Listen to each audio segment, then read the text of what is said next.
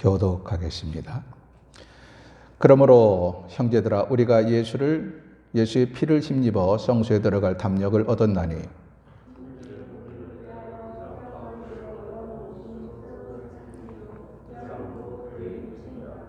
또 하나님의 집 다스리는 큰 제사장이 계심에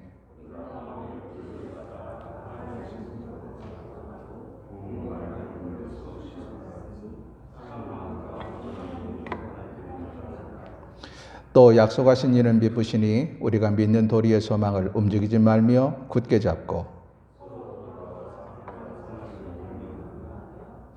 함께 모이기를 피하는 어떤 사람들의 습관과 같이 하지 말고 오직 권하여 그날이 가까움을 볼수록 더욱 그리하자. 아멘. 국내에서 코로나19 사태가 발발한 지 어느덧 2달이 넘었습니다. 처음에는 30명을 넘지 않고 그냥 이것이 소멸되나 싶었는데 갑작스럽게 확산이 되어서 어제 보니까 8,000명을 넘어섰습니다. 그래서 온 국민이 총체적인 고통을 겪고 있습니다. 뿐만 아니라 이 코로나는 전 세계적으로 확산이 되어서 WHO에서는 팬데믹을 선언했고 그래서 온 세계가 초긴장, 초비상사태에 들어섰습니다. 다행히 우리나라는 이제 조금 국면이 조금 가라앉는 추세를 나타나고 있어서 조금은 안심이 듭니다. 그러나 언제 이것이 끝날지, 우리 학생들은 언제 학교를 갈 수 있을지, 또 직장인들은 언제부터 정상적인 출근을 할 수 있을지, 또 소상공인들은 언제부터 제대로 영업이 되어서 먹고 살 수 있을지는 아직 미지수입니다. 오늘 본문은 이렇게 우리가 힘들고 어려울 때일수록 어떻게 해야 되는가를 우리에게 가르쳐 줍니다. 역사적으로 보면 어느 시대 어느 민족이나 힘들고 어려울 때를 겪었어요. 우리는 성경을 통해서 이스라엘 민족들이 힘들고 어려울 때 어떻게 이겼는가, 또 초대교회 성도들은 힘들고 어려울 때 그 고난을, 그 위기 때를 어떻게 이겼는가를 살펴보면서 오늘 우리 이 어려운 때를 이겨내고자 합니다. 그래서 오늘은 코로나19 힘들 때일수록 어떻게 해야 할까라는 제목으로 함께 은혜를 나누고자 합니다. 첫째, 힘들 때일수록 예수님을 의지하자. 한번 따라해 볼까요? 힘들 때일수록 예수님을 의지하자. 네. 19절과 20절의 말씀을 한번 보십시오. 그러므로 형제들아 우리가 예수의 피를 힘입어 성소에 들어갈 담력을 얻었나니 그 길은 우리를 위하여 휘장 가운데로 열어놓으신 새로운 살 길이요 휘장은 곧 그의 육체니라. 우리에게 히브리서 기자는 말하기를 그러므로 형제들아 우리가 예수님의 피를 힘입어 성소에 들어갈 담력을 얻었다. 그 길은 우리를 위하여, 예수님이 새롭게 만든 길은 우리를 위하여 휘장 한가운데를 열어놓으신 새로운 살 길이다. 이렇게 표현을 하고 있습니다. 이 말씀을 이해하려면 구약의 제사, 또 구약 이스라엘 백성들이 어떻게 하나님께 나아갔는가 이해할 필요가 있죠. 이스라엘 백성들이 하나님을 만나기 위해서는 성막 또는 회막이라는 곳에 가야만 했습니다. 이 성막은 크게 세 부분으로 되어 있어요. 하나는 성소, 또 하나는 지성소, 또 하나는 회막들, 성막들 또는 마당이라고 하는 부분입니다. 근데 이 성소와 지성소는 한 건물입니다. 이렇게 한 건물인데 가운데를 이렇게 막았어요. 무엇으로 막았냐? 두꺼운 휘장으로 막아서 안쪽을 지성소라 그럽니다. 이 지성소에는 아무나 들어갈 수 있는 곳이 아닙니다. 대제사장만이 들어갑니다. 그것도 언제나 들어갈 수 있는 것이 아닙니다. 정해진 때만 대제사장도 출입이 가능한 곳이었습니다. 그런데 예수님께서 십자가에 달려 돌아가시는 날 이 성소와 지성소를 가로막고 있던 휘장이 완전히 두 쪽으로 찢어집니다. 그리고 예수 그리스도의 피를 믿는 사람은 누구든지 성소에서 예수 그리스도를 통하여 지성소로 들어갈 수 있는 길이 열렸다 하는 것입니다. 오늘 이것을 가리켜서 예수의 피를 힘입어 성소에 들어갈 담력을 얻었나니라고 표현을 하고 있는 것입니다. 그 길은 우리를 위하여 휘장 가운데로 열어놓으신 새로운 살 길이다. 예수님께서 십자가에 달려 돌아가시는 순간 성소와 지성소로 가로막았던 휘장이 찢어지면서 누구든지 예수 그리스도의 피를 힘입어 지성소로 나아갈 수 있는 길이 열렸다. 이것은 새로운 살 길이다. 이렇게 성경이 표현을 하고 있습니다. 그러므로 구약에 나와 있는 제사장의 길은 옛 길이라고 말할 수 있습니다. 그 옛 길은 구원이 매우 제한적이고 한시적으로 이루어진 것입니다. 그 옛 길은 아무나 언제든지 나갈 수 있는 길이 아닌 매우 불완전한 구원에 얻는 길이었습니다. 그러나 예수님께서 열어놓은 이 새로운 길은 언제든지 아무 곳에서든지 예수를 그리스도로 고백하는 사람은 하나님께 나아갈 수 있는 길을 열어놓으셨다는 것입니다. 그리고 구약의 제사처럼 나갈 때마다 양을 잡고 짐승을 잡고 또 피를 흘리는 그러한 일도 없습니다. 왜냐하면 예수님께서 단번에 이 모든 피의 제물이 되셨고 희생 제물이 되셨기 때문입니다. 그런데 예수님이 열어놓으신 이 길은 바로 새로운 살 길이다. 새로운 그리고 죽은 영혼들이 살아날 수 있는 길이다. 이렇게 표현을 합니다. 우리 주님께서 이 땅에 오셔서 하신 일이 많이 있지만 가장 궁극적이고 큰 일은 바로 예수님 당신이 십자가에 달려 돌아가심으로 피 흘리시고 단번에 희생 제물이 되셔서 그 피를 믿는 자마다 누구든지 휘장 안으로 들어갈 수 있는 길이 열렸다 하는 이야기죠. 우리 주님께서 이처럼 자신의 피 한 방울까지도 우리를 위하여 흘리신 그 주님이 그 나머지 무엇인들 우리에게 주지 못하겠느냐라는 것이 성경의 논지입니다. 지금 우리가 알고 있는 것처럼 지금 세계는 코로나 바이러스 확산 때문에 여지없이 무너지고 있습니다. 우리나라는 이제 진정 국면에 들어섰는데 앞으로 당분간은 세상은 온통 시끄럽고 어지러울 것입니다. 거의 불가항력적으로 유럽이 무너지는 것을 보게 돼요. 이것이 완치되기까지는 잘은 몰라도 아마 몇 달이라는 시간을 흘러야 될 것 같습니다. 문제는 몇 달 후에 이것이 퇴치된다 하더라도 그 다음에 겪게 될 후유증은 상당히 오래 가게 될 것입니다. 무엇보다도 경제적인 진통, 세계적으로 큰 어려움을 겪게 됩니다. 뿐만 아닙니다. 정치적으로 많은 혼란을 겪게 될 것이고 뿐만 아니라 정서적으로도 많은 사람들이 큰 후유증을 앓게 될 거라고 판단이 됩니다.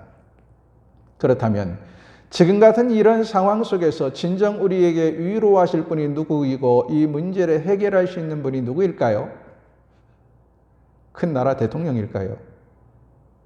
오히려 미국 대통령이 한마디 했더니 주가가 폭락해버리고 그리고 국제 유가가 지금 물결치고 있습니다. 세계의 경제가 흔들리고 있어요. 그러면 최첨단 군사력으로 이 위기를 막을 수 있을까요? 그것도 아무런 도움이 되지 않습니다. 그렇다면 무슨 글로벌 경제인들이 이 위기를 타개할 수 있을까요? 물론 그분들이 성금을 내고 어려운 이웃을 도울 수는 있지만 이 문제의 궁극적인 해결자도 아니고 우리의 진정한 위로자가 되지 못합니다.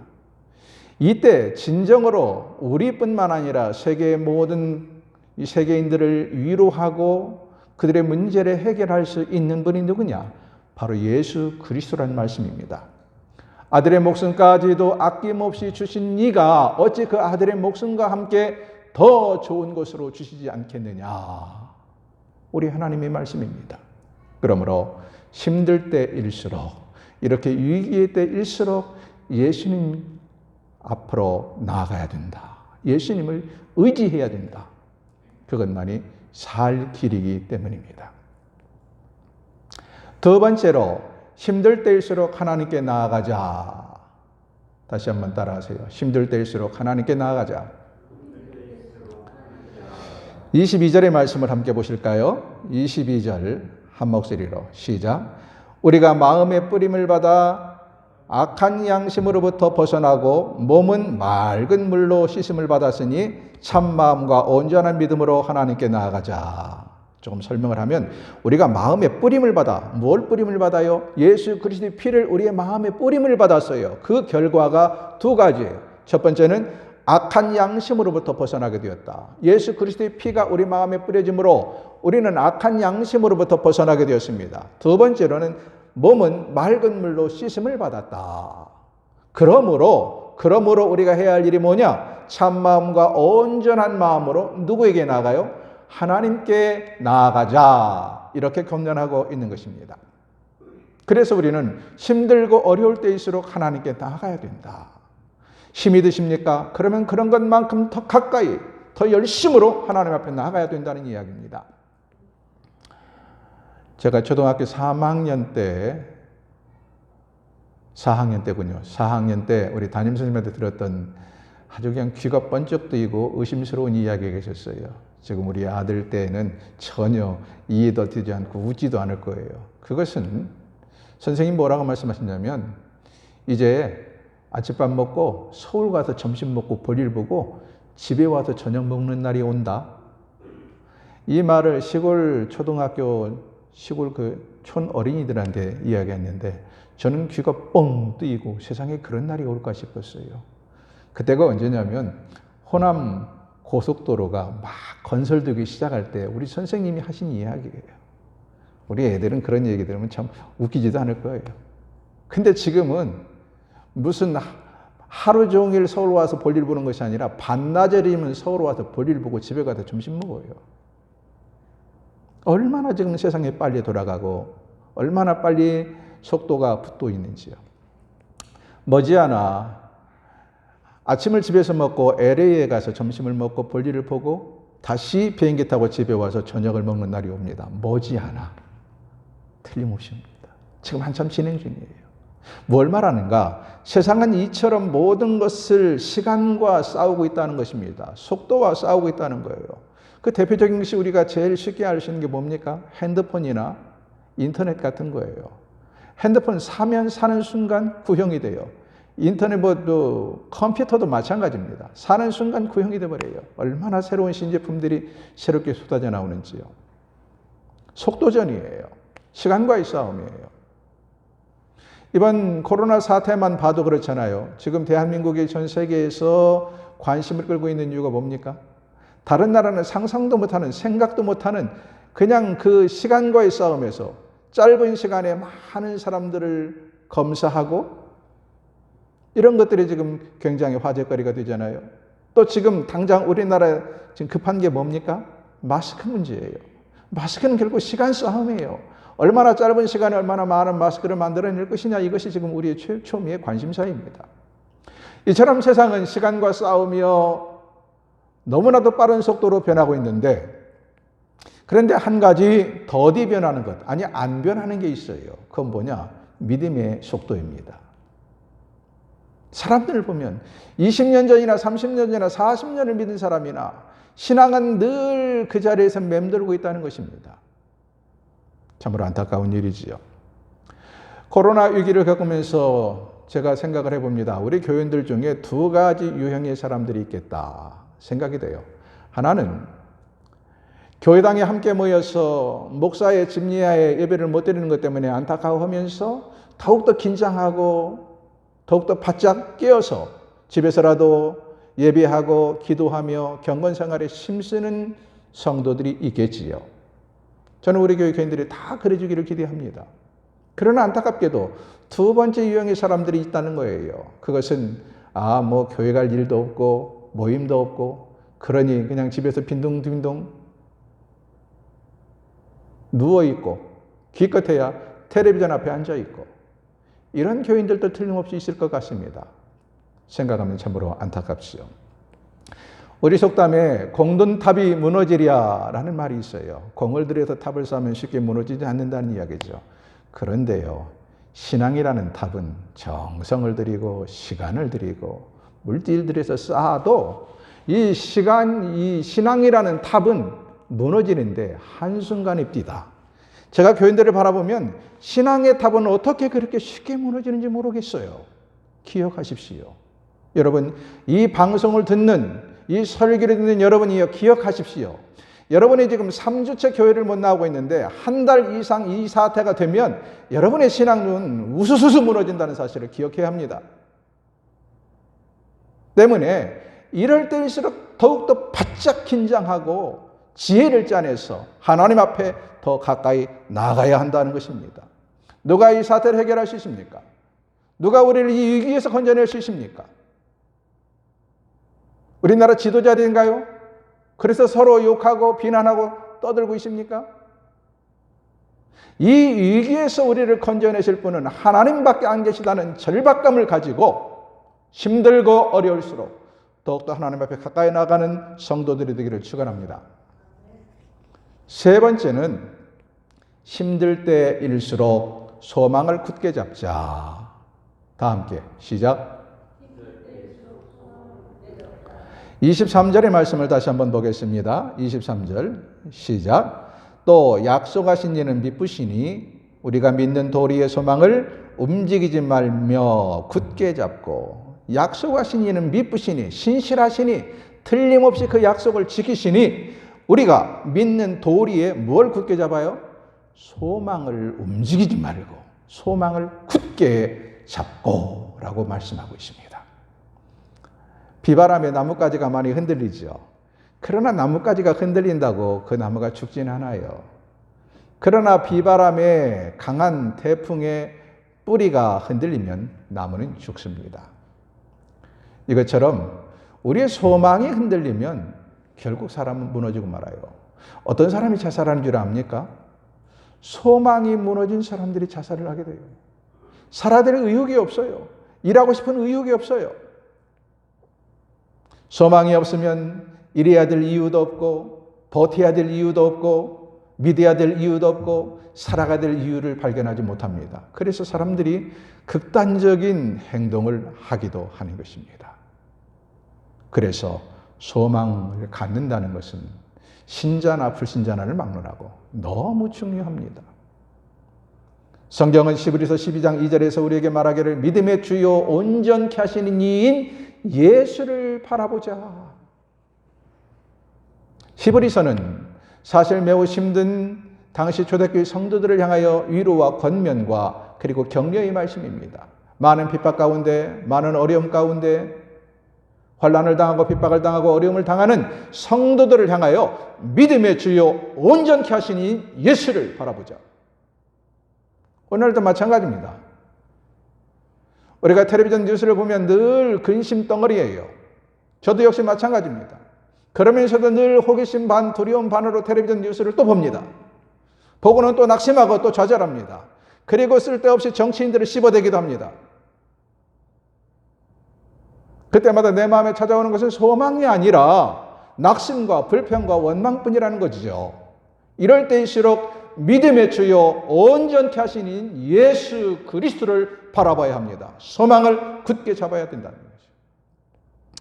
그렇지 않아도 최근 몇 년 동안 우리 경기가 좋지 않아서 소상공인들이 또 대부분의 국민들이 사는 것이 참 힘들게 살아왔어요. 그런데 엎친 데 덮친 격으로 이번 사태로 말미암아 실제로 경제적으로 너무 많은 고통들을 겪고 있습니다. 대구 경북 지역에서는 대부분의 장사 점포들이 문을 닫아버렸고, 문을 열고 있는 점포도 80%, 90%의 사람들이, 손님들이 줄어버렸다고 울상입니다. 여러분, 이럴 때야말로 우리가 낙심하고 좌절할 수밖에 없는 이때야말로 믿음의 주요 온전케 하시니 예수를 바라봐야 합니다.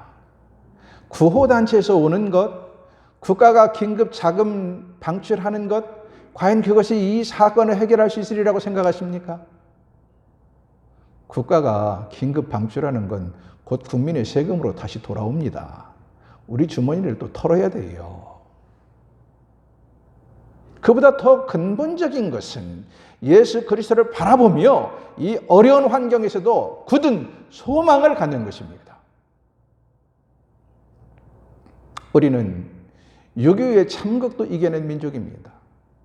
우리는 60년대의 보릿고개도 이겨낸 민족입니다. 우리는 다른 나라가 다 소망 없다고 말하는 IMF의 위기를 능히 극복하고 세계 10위권에 들어선 참으로 위대한 민족입니다. 저력이 있는 민족입니다. 이런 저력과 이런 끈기와 이런 힘으로 우리가 하나가 되고 서로를 소망을 붙잡고 소망을 가지고 나아간다면 이 위기가 오히려 우리에게는 좋은 기회가 될 것입니다. 지금 주변에 보세요. 많은 나라들이 넘어지고 있지 않습니까? 어찌할지를 모르지 않습니까? 그러나 대한민국은 이 위기를 지금 슬기롭게 극복해 나가고 있습니다. 이제 모든 나라들의 경제가 휘청거릴 때입니다. 그때가 우리 대한민국에게는 새로운 기회가 될 수 있다는 것입니다. 칠흑같이 어두운 밤하늘의 한중간에 서 있다 할지라도 그 어두움은 반드시 끝이 납니다. 요즘 터널들이 굉장히 길어졌어요. 어떤 터널은 이게 정말 끝이 있는가 없는가 처음 가다 보면 인제를 건너가는데 강원도로 가는데 그 터널을 한번 지나는데요. 이제 뭐 몇 번 왔다 갔다 하면 이 터널도 끝이 있겠거니 하지만 처음에 가는데 겁이 나더라고요. 이 터널이 끝이 있는 건가 없는 건가. 그러나 터널이 끝이 있을까요 없을까요? 터널은 끝이 있습니다. 흑암의 터널이, 절망의 터널이, 고통의 터널이 반드시 끝이 있다는 소망을 굳게 붙잡을 수 있기를 축원합니다. 네 번째로는 힘들 때일수록 사랑과 선행을 격려하자. 다 함께 시작. 24절의 말씀을 같이 한번 읽어보겠습니다. 시작. 서로 돌아보아 사랑과 선행을 격려하며. 사랑과 선행을 격려하라. 서로 돌아보아 사랑과 선행을 격려하라고 권면하고 있습니다. 인간을 가리켜서 호모사피엔스라고 말합니다. 호모사피엔스, 사회적인 존재다. 사회적인 존재다. 무슨 말이냐? 인간은 혼자 살 수 없는 존재다 하는 것입니다. 실제로 인간은 혼자가 아니에요. 하나님께서 만드실 때부터 혼자 만들어 놓지 않았어요. 사람은 사람과 사람 사이에서 울며 웃으며 부대끼며 서로 격려하고 서로 자극을 주며 서로 도움을 주고받으며 살도록 만들어진 존재입니다. 때문에 나 혼자라고 생각하면 살 수가 없어요. 우리가 잘 아는 엘리야 선지자를 보세요. 엘리야 선지자가 왜 로뎀나무 밑에서 죽으려고 그랬죠? 왜 자살하려고 그랬어요? 나 혼자다. 나 혼자다. 그러나 그는 혼자가 아니었습니다. 하나님께서 얼마나 많은 믿음의 의인들을 남겨두셨다고 말씀하십니까? 마찬가지입니다. 지금 우리가 당하는 이 위기 상황 속에서 나는 결코 혼자가 아닙니다. 나는 혼자라고 생각하면 희망이 사라지고 그래서 결국 극단적인 행동을 하는 분들이 생깁니다. 좋은 일이든 나쁜 일이든 나와 똑같은 지금 어려움을 겪고 있는 분들이 있고 나와 똑같이 지금 즐거운 일을 겪고 있는 분들이 있고 역사적으로 수많은 사람들이 내가 겪은 고통을 겪어왔고 지금도 내가 겪는 고통을 겪고 있다 이거예요. 나 혼자만 경제적으로 어렵고 죽을 상이 아니에요. 나 혼자만 질병으로 지금 고통당하는 게 아니에요. 그러므로 지금 중요한 것은 어려울 때일수록 서로 돌아보고 사랑과 선행을 격려하고 함께 더불어가는 것입니다. 세상을 봐도 그렇잖아요. 예를 들어서 실업자들끼리 모여서 서로 정보도 주고받고 심지어는 실업자들끼리 모여서 창업을 하기도 해요. 그러면서 위기를 극복합니다. 정신대 피해 입은 할머니들 참 과거에는 얼마나 어렵고 힘들게 살았습니까? 누구에게 말도 못하고. 그러나 그분들끼리 모여서 서로의 마음을 토로하고 서로 다독여주고 서로 상처를 끌어안아주고 그러면서 함께 살아갑니다. 많은 청소년들, 비행 청소년을 둔 부모님들이 고통을 당하다가 서로 함께 모여서 의견을 주고받고 좋은 길을 개선해 나가면서 새로운 활로를 찾아 나갑니다. 무슨 말이냐? 세상에서도 어떤 어려움이든지요, 마음을 모으고 서로 격려하고 서로 자극을 주고 서로 위로하고 하면 힘을 얻어서 극복해 나가더라는 것입니다. MBC 다큐멘터리 남극일기라는 걸 보았어요. 최근에 제가 그걸 보았는데 여러분, 남극에 있는 황제 펭귄들이 어떻게 살아가는지 아십니까? 그 혹독한 겨울, 영하 30도, 40도, 50도 칼바람이 부는 그곳에서 펭귄들이 어떻게 살아남을까요? 놀랍게도 펭귄들이 그 칼바람 부는 얼음장 위에 서서 아주 그냥 군집대형, 밀집대형으로 밀쳐서 틈이 바늘 하나 들어갈 틈이 없도록 바짝바짝 몸을 기댑니다. 그렇게 하고는 그 칼바람을 이겨내더라고요. 펭귄이 살아남는 방법은 펭귄도 얼어 죽어요. 동사해요. 어떤 펭귄이 얼어 죽느냐? 혼자 멈칫거리던 펭귄은 그 칼바람에 얼어 죽어요. 30도, 40도, 50도. 그런데 함께 뭉쳐서 머리를 맞대고 있는 펭귄들은 그 혹독한 칼바람을 이겨내고 추위를 이겨내더라 하는 것입니다. 이게 뭘 말합니까? 우리가 힘들고 어려울 때일수록 서로 사랑과 선행을 격려하며 서로 힘을 북돋아주는 것이 얼마나 중요한가. 이것을 우리에게 보여주잖아요. 물론 지금은 서로 만나는 것을 서로 조심해야 되고 쉽지 않은 상황인 것은 사실입니다. 사회적 거리라는, 이거 원래 사회학 용어예요. 사회학에 나오는 용어인데 거기다가 사회적 거리에다가 두기를 붙여서 사회적 거리두기라는 새로운 신조어가 요즘 유행하고 있습니다. 그래서 서로를 가능한 한 만나지 않으려고 그러죠. 그러나 우리가 직접 얼굴과 얼굴로 대면 대 대면으로 만나지 않아도 비대면으로도 얼마든지 만남은 가능하고 사랑과 선행을 격려하며 살 수가 있습니다. 요즘은 우리 다 가지고 있는 핸드폰으로 화상 통화를 하는 시대입니다.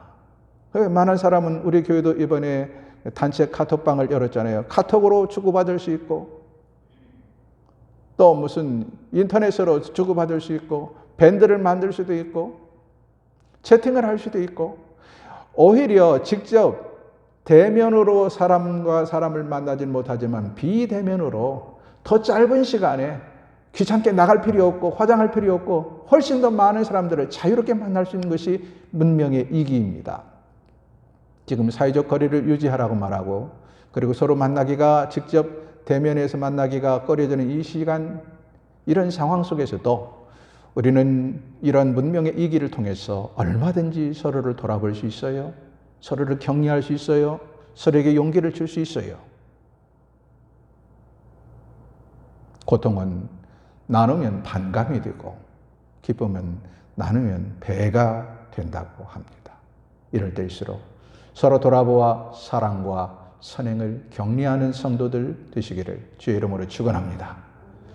마지막으로 힘들수록 모이기를 힘쓰자. 다 함께 시작.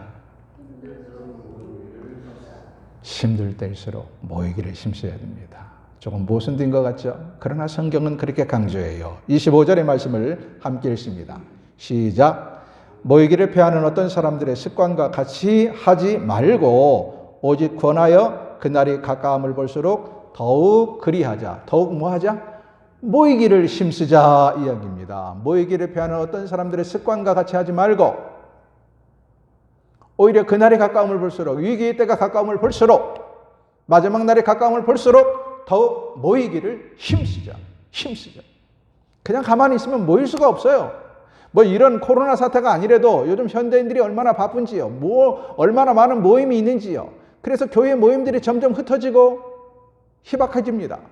이럴 때일수록 모이기를 힘쓰지 않으면 모이지 못한다는 거예요.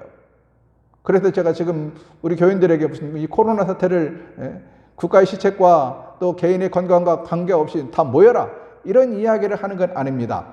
그러나 오늘 이 본문의 말씀을 기억할 필요가 있습니다. 유명한 예배학자 제임스 화이트는 말하기를 공동의 예배와 개인의 경건은 혼동해서는 안 된다. 공동의 예배와 개인의 경건을 혼동해서는 안 된다. 다르다는 거예요. 공동의 예배란 뭐냐? 우리가 코로나 사태 이전에 온 회중이 방주교회 예배당이라는 이 특정한 장소에 목사의 집리하에 모여서 예배하고 하나님과 교제하던 것입니다. 개인의 경건이란 무엇이냐? 개인적으로 시간을 정해놓은 것도 아니고 장소를 정해놓은 것도 아니고 임의로 본인이 예배하며 하나님과 교제하는 것을 말합니다. 그런데 이렇게 공동이 함께 모여 드리는 예배와 개인의 경건을 혼동하지 마라. 이것이 대체될 수 있는 것은 아니다는 거예요. 이건 너무 중요한 이야기입니다. 요즘 갈수록 인터넷 예배가 퍼지고 이것을 합리화하는 사람들이 생기는데 이것은 차선책이라는 사실을 기억해야 합니다. 지금 우리가 함께 모여 예배 드릴 수 없는 환경에서 비상시국에서 각 가정에서 예배를 드리도록 했을 뿐입니다. 그리고 각 가정에서 예배를 드리는 것도 왜 인터넷으로 처음부터 끝까지 다 띄워지지 않느냐? 물론 우리 방송시설이 따라가지는 못해요. 그러나 그것보다 더 중요한 건 제가 가지고 있는 예배에 대한 철학입니다.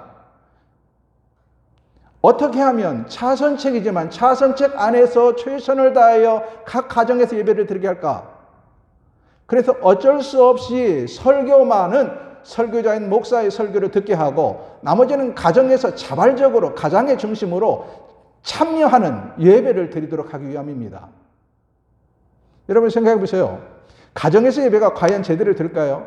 그래도 우리는 예배 순서지를 따라서 가장 중심으로 처음부터 끝까지 다 직접적으로 참여하도록 독려하니까 어느 정도 이것이 가능할지 모르지인데 처음 예배 선포부터 축도까지 TV로 또는 인터넷으로 중계를 한다 그럴 때 과연 집에서 예배를 드린 사람들의 태도가 어떨까요? 모두가 예배당에 올 때처럼 단정하게 앉아서 기도하고 또 입을 열어서 찬송하고 설교에 호응하면서 아멘하고 이게 참여가 과연 가능할까요? 그래서 고민하다가 어쩔 수 없이 설교는 각 가정에서 가장이 하는 것이 어려움이 있기 때문에 목사가 설교를 해서 송출할 뿐입니다.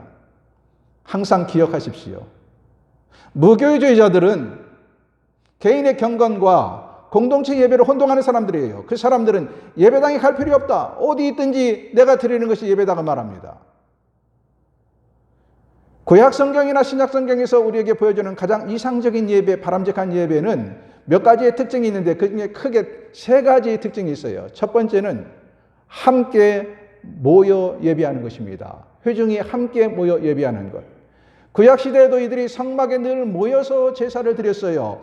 원래는 성막인데 거룩한 막인데 사람들이 함께 모인다 그래서 회막, 모일 회자를 써서 회막이라고도 표현을 하는 것입니다. 함께 모여요. 신약에서는 마찬가지입니다.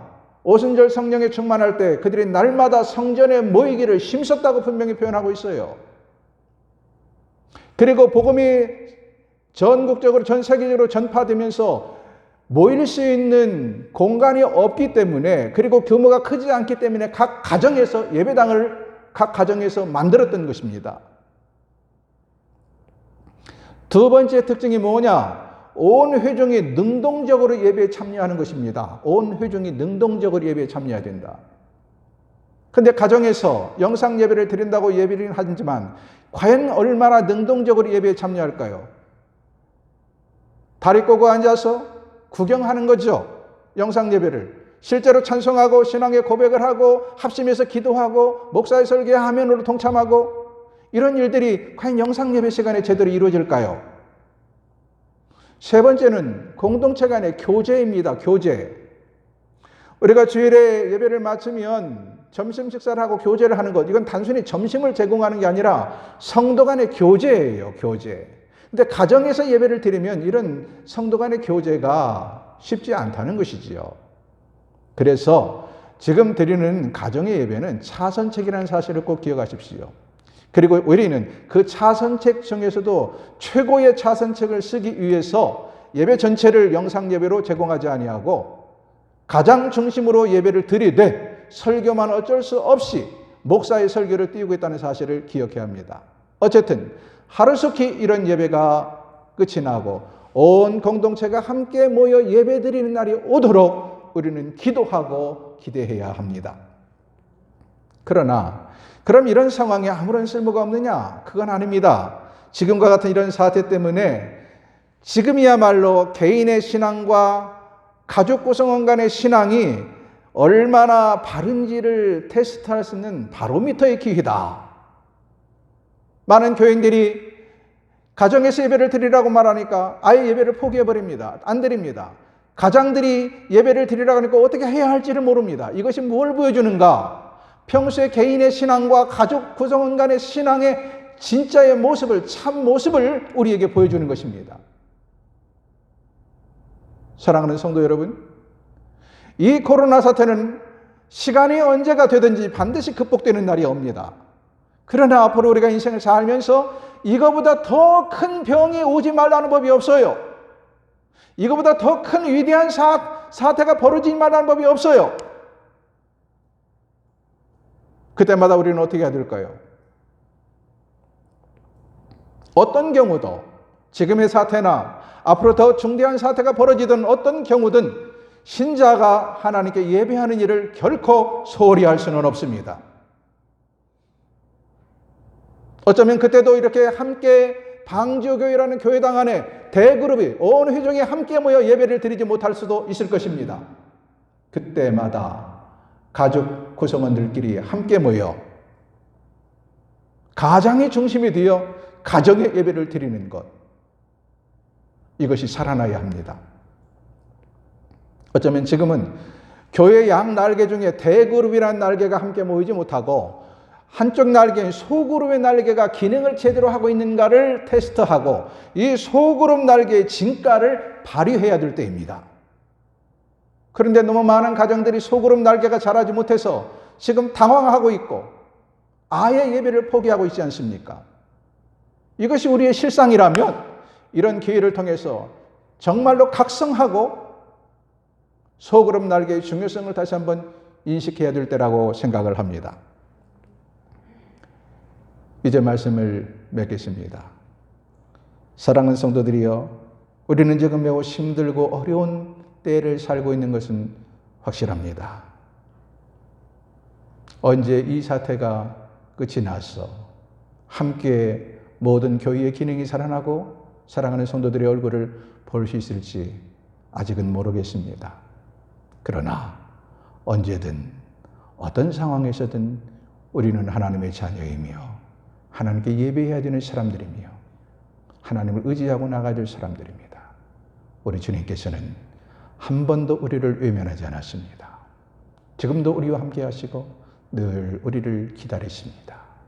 힘들수록 이 주님과 함께 동행하며 주님을 통하여 모든 어려움을 극복할 수 있는 성도들 되기를 주의 이름으로 축원합니다. 기도하겠습니다. 거룩하신 하나님 아버지, 오늘 하나님께 주신 말씀의 의미를 우리 심장에 새기게 하옵소서. 힘들고 어려울수록 무엇을 어떻게 해야 되는지를 말씀하셨는데 단 한 가지도 놓치지 않고 우리의 가슴에 새기며 이대로 지켜 행함으로 이 위기를 극복하고 오히려 이것이 전화위복의 기회가 되게 하옵소서. 오늘 각 가정에서 드리는 예배마다 우리 주님 함께 하시고 백배나 만배나 되는 복으로 채우시며 각 가정 구성원들의 예배 속에서 진정 주님을 만나며 주님과 함께 교통하고 교제하는 복을 누리게 하옵소서. 우리 주 예수 그리스도 이름으로 기도하옵나이다.